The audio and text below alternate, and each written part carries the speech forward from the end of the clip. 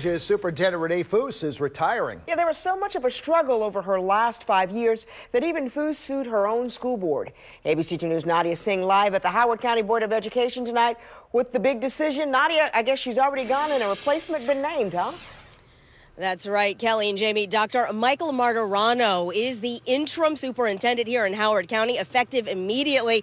Spoke to the board earlier today. It is not surprised by Foose's departure. In fact, it's looking forward to a change in leadership. It's a very orderly transition. That's what we're shooting for is an orderly transition. Howard County School Board Chairman Cynthia Valancourt is talking about the retirement of former school superintendent Dr. Renee Foose and the transition of district leadership. Well, I think that in any organization, any company, any big organization, you have a time.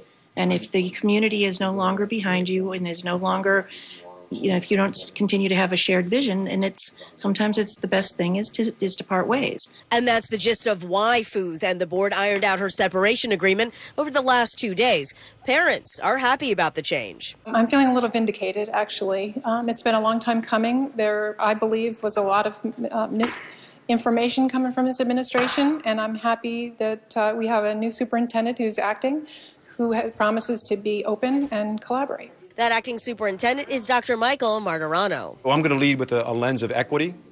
There is a 10-point plan addressed at the national level. And how can we establish our strategic plan around a 10-point plan of equity that serves all the children?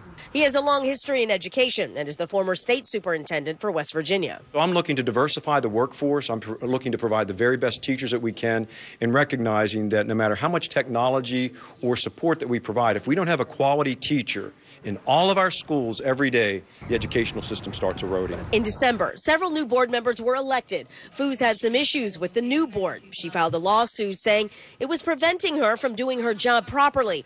The board and some others say she was dictatorial. There was a pretty significant turnover in the board, and the community has indicated to us pretty clearly that they were looking for a different direction.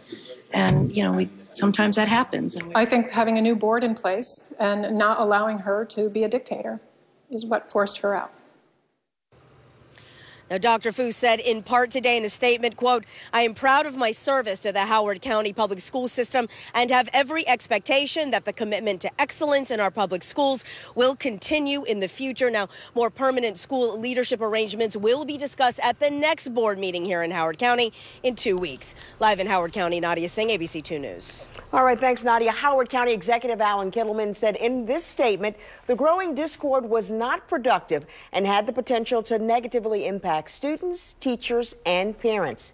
I encouraged a solution outside of the legal system, and I'm glad that I was able to play a part in mediating the resolution.